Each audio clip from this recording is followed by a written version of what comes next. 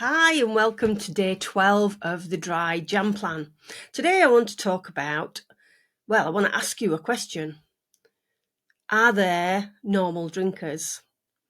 I think when I was drinking, you look around at people that you know and you think they're an alcoholic, they've got a problem. I'm a normal drinker, I don't have a problem. People can take it or leave it. It's really interesting. We make assumptions about a lot of people and their drinking. So I just want to address the common perception of normal drinkers. People have asked me, why can some people moderate or just drink quite normally and others not? I mean, I believe it's how we use alcohol. Some people are brought up in an environment where alcohol is not such a big thing. They've probably not experimented as teenagers. It's never been really the thing that they've gone to. If they're having any issues in their life, it's not really been a celebratory thing. So, some people can take it or leave it. But the thing is, our society differentiates between normal normal drinkers and alcoholics. The whole idea of that, like, there's some people who are, there probably is some people, to be fair, that are predisposed genetically to become problem drinkers. Science has not actually pinned down a gene that is responsible for addiction. But we do know through research that we can be predisposed to it. So there can be some play in our DNA, but often it's environmental. It's how we've been brought up, how we've seen alcohol as we're growing up, or how we've experienced alcohol maybe in our teenage years, and the perceptions that we have of the people around us and what that gives off to us around drinking. But the thing is, this predisposition and this normal drinkers and alcoholics can really trip us up. Annie Grace, who I did my training with, she had a friend that she was a drinking buddy. They both drank the same. They had their relationship was predominantly going out and drinking or sitting at home and drinking. And this really good friend came to Annie and said she'd stopped drinking because she knew that she was an alcoholic. And Annie questioned her, really, and she said, well, I drink just as much as you, so does that make me an alcoholic? And it's interesting, really. A friend said that Annie wasn't an alcoholic, but she was an alcoholic because she was actually born that way. And in Annie's mind, because she said she wasn't an alcoholic, Annie wasn't, it sort of gave Annie permission to carry on drinking. And she did so for many years after that. But when Annie got to the point where she really wanted to change her relationship with booze, and she knew she wasn't an alcoholic, she just thought there was no hope for her, because either you're a normal drinker, which she wasn't, or you're an alcoholic, and Annie didn't perceive herself to be an alcoholic. So where did she fit? And I think there's, in a lot of us and people listening to this short podcast will identify with that they like a drink, they probably drink more than they want to, they can't take it or leave it necessarily because they use it to de-stress or chill out at the end of the day, but then they see themselves as what they perceive to be an alcoholic. And in fact, the term alcoholic is actually not even a medical term. In the medical field, it's called alcohol use disorder.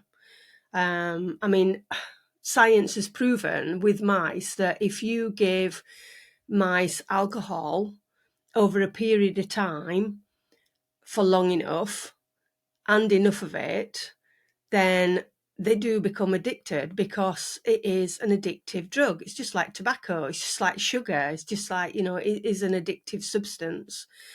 So, there are some people that don't drink. There are some people that have different religious backgrounds, and these have got, I would say, like guardrails in their life that keep them on the straight and narrow path where drinking's concerned. There's some religions, I know the Mormons don't drink at all. There's a lot of Muslims that don't drink at all.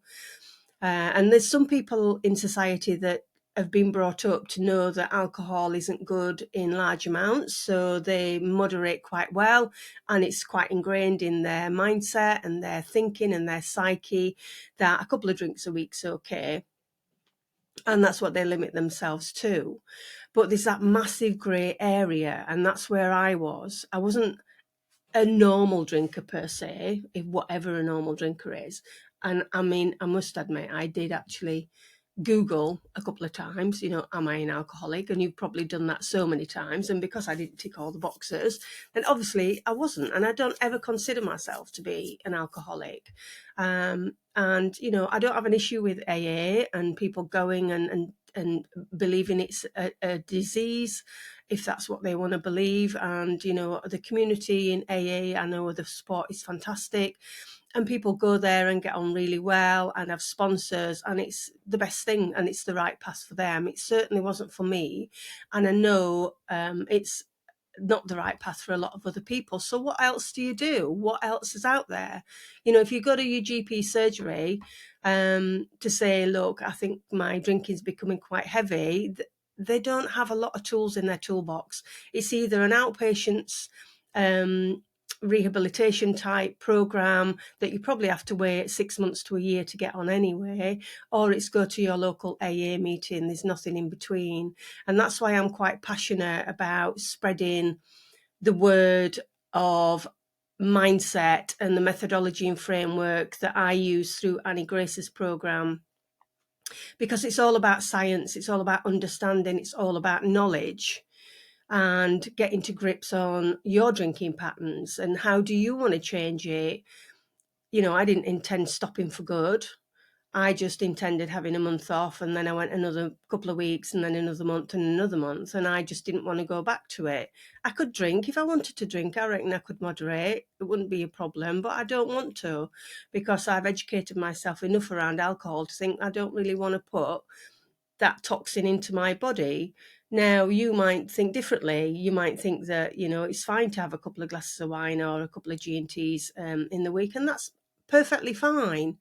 Absolutely fine. I think we all think about drinking differently.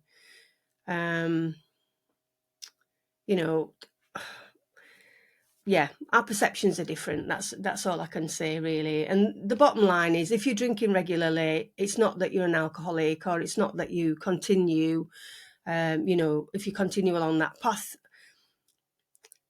you will become an alcoholic. But what happens is our tolerance grows, and that lovely buzz that we feel when we get that sort of, thank goodness, end of the day, have a glass of wine, we need more and more of that substance to get that buzz, and we never get that buzz back. We only get that 20-minute euphoric, half an hour euphoric feeling, and then we just drink for the sake of drinking, because alcohol just has a thirst for itself, and that's what we do.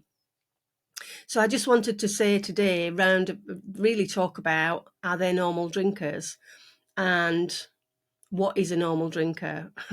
Somebody that drinks a couple of glasses of wine over the weekend might think they're a normal drinker. Somebody who drinks, 2 bottles of wine over the whole week might think they're a normal drinker. Somebody that doesn't do more than 14 units, which is, the medical direction, the medical officers say that 14 units or under is perfectly fine, but then the World Health Organization say that no amount of alcohol is safe.